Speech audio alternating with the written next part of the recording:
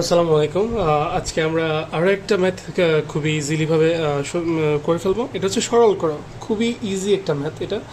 ঠিক আছে, আমরা যদি কোশ্চেনটা একটু দেখি যে কী লেখা আছে, 4m plus 2n whole cube plus 3 × 4m plus 2n whole square into m minus 2n plus 3 × 4m plus 2n into m minus 2n whole square plus m minus 2n whole cube. এটা basically এরকম আসে, a cube 4n plus 2nকে যদি আমরা এ ধরি তাহলে a cube plus 3a square b plus 3a b square plus b cube, অনেকটা এরকম আসে।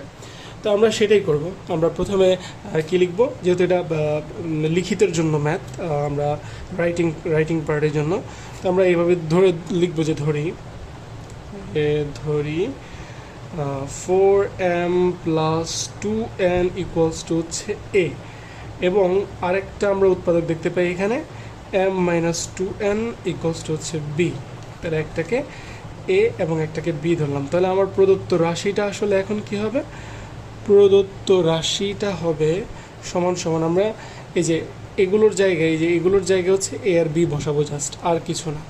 তাহলে প্রথমে হচ্ছে যে এ কিউব মানে 4m প্লাস 2n এর জায়গায় আমি যদি এ বসাই, তার উপরে হোল কিউব চলে আসে a cube, plus 3 × 4m plus 2n এর জায়গায় আমি এ বসাবো, তার উপরে square 3a square into m minus 2n মানে হচ্ছে বি।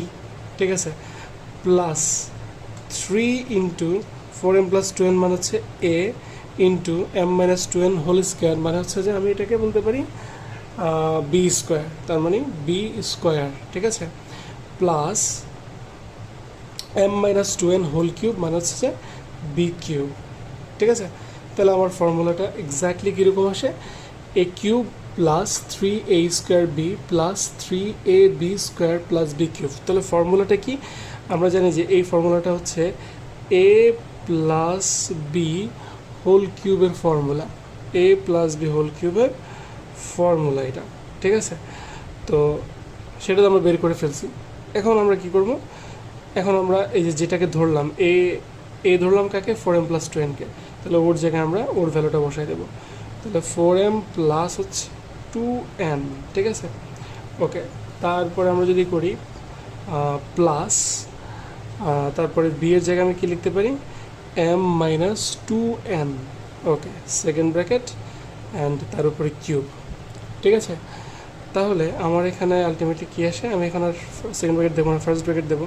তাহলে 4m plus 2n plus m minus 2n, just ব্র্যাকেটটা উঠাই ফেলছি আর কি, তার উপর